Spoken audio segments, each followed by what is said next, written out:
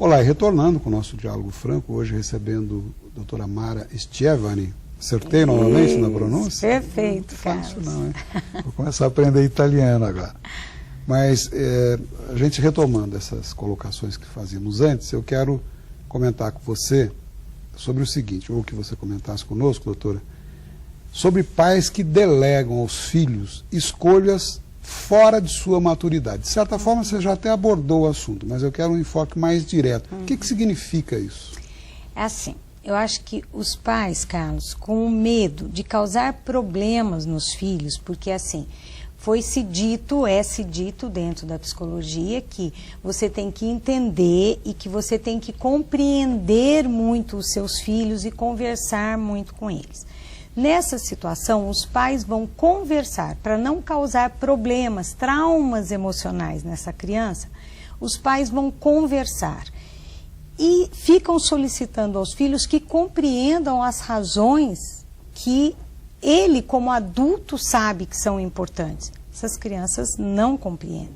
Dá, por favor, um exemplo prático do que você está falando. Olha, outro dia no consultório, recebi uma criança de 4 anos que a mãe queixava-se de que não estava se comportando na escola e tal. Então, eu passando as informações, nós conversando, e a criança ali, porque essa mãe não pôde deixar essa criança em outro lugar. E ela virava para essa criança de 4 anos e falava assim, filho, você está ouvindo a doutora? Então já passou a autoridade para mim.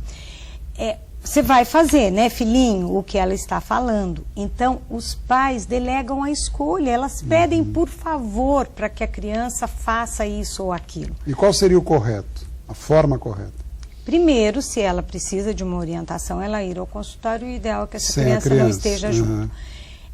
E segundo, que ela chegue e aguente pôr essa criança dentro da escola, exigir o comportamento, e essa criança volta para casa, essa criança tem que perder determinadas coisas para ela compreender o valor e como ela tem que se comportar. Em resumo, a mãe ou o pai tem que assumir os seus respectivos papéis, jamais delegando a profissional ou a própria criança. Seria isso? Isso. E a criança, isso dá em certo. casa. Dá certo. E a criança, ela ouve isso em casa. Você não ouviu o que a psicóloga disse? A psicóloga me mandou fazer tal coisa. Então, assim, nisso, essa criança ou esse jovem não passa a respeitar os pais por causa disso. Né? Doutor, e uma pergunta bem direta, que, aliás, muita coisa do que nós estamos conversando, a nossa assistente, a Renata, trocou ideia antes com você, a gente compôs a pauta do programa, etc. Mas como nós estamos fazendo estudo de improviso, você sequer sabia o que eu ia abordar, eu vou te perguntar uma coisa muito direta que certamente muita gente que nos assiste agora gostaria de poder perguntar. O que fazer para que a criança inocente de hoje não se transforme no delinquente perigoso amanhã? Olha, isso... Os pais acertando ou não, eu posso lhe dizer, Carlos, que é a vontade de todos os pais, né? Que o seu filho dê certo, que ele não seja um delinquente, que seja muito melhor do que vocês, do que nós. Né? Então, todos os pais querem. E o meu conselho mesmo para os pais é reflitam. Acreditem na sua maturidade, acreditem naquilo que vocês veem que é bom e importante para o teu filho. O que ele quer muita coisa, mas a criança e o jovem é movido a impulso, ele é movido a desejo. Quem dá o limite... Até porque a telinha hoje, nos desenhos, nos filmes, nas novelas, etc. e tem uma oferta e uma abertura de poder enorme, mas assim, aquilo não é mundo real. Né?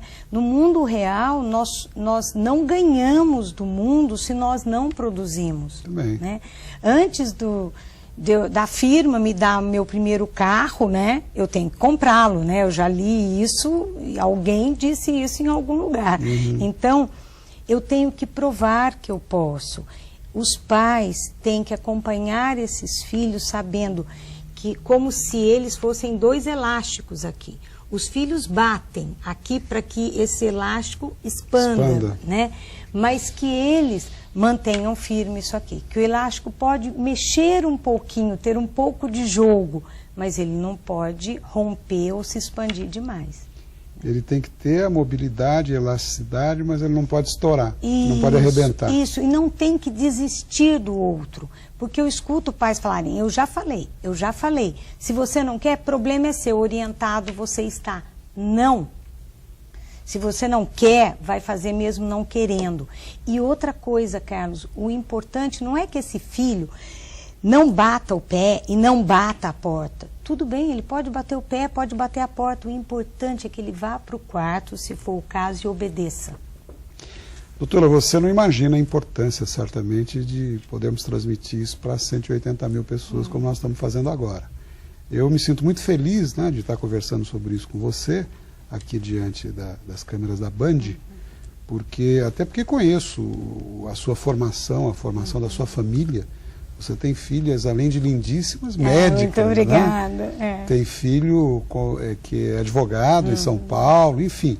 Você e o Alexandre souberam compor essa família, portanto você tem autoridade para falar tudo que está falando aí. Agora, a importância disso, hoje, ela é enorme. Por outro lado, os limites são complicados. Por exemplo, como os pais devem impor limites aos filhos na utilização da internet, por exemplo? Como é que os pais devem agir? Olha, os filhos têm que cumprir determinadas ações no seu cotidiano. Então, eles têm escola, eles têm outras tarefas, cursos complementares se tem, eles têm que se alimentar junto com os pais à mesa para receber os princípios básicos da família. E eles têm também a hora. Respeitar as regras. Isso, eles têm que respeitar as regras e... Se é para ter 1 hora de internet, 2 horas de internet, agora, os pais também, dependendo da idade desses filhos, têm que acompanhar o quê? Aonde eles estão entrando na internet também, né? Esse acompanhamento é permanente, segundo você? É permanente. Nós não podemos fraquejar e temos que estar atentos. Até os nossos filhos terem condição de julgar o que realmente é bom para eles e não é, quem define somos nós. Muito bom. Doutora, muito obrigado mais uma vez. Prazer em recebê-la. Foi um prazer. Um assunto muito interessante. Certamente o programa foi de interesse de praticamente todos os nossos telespectadores. Muito obrigado e parabéns pelas posturas assumidas. Obrigada. Eu quero convidá-los a todos para o próximo domingo, no mesmo horário, se Deus quiser. Até lá, muito obrigado pela audiência.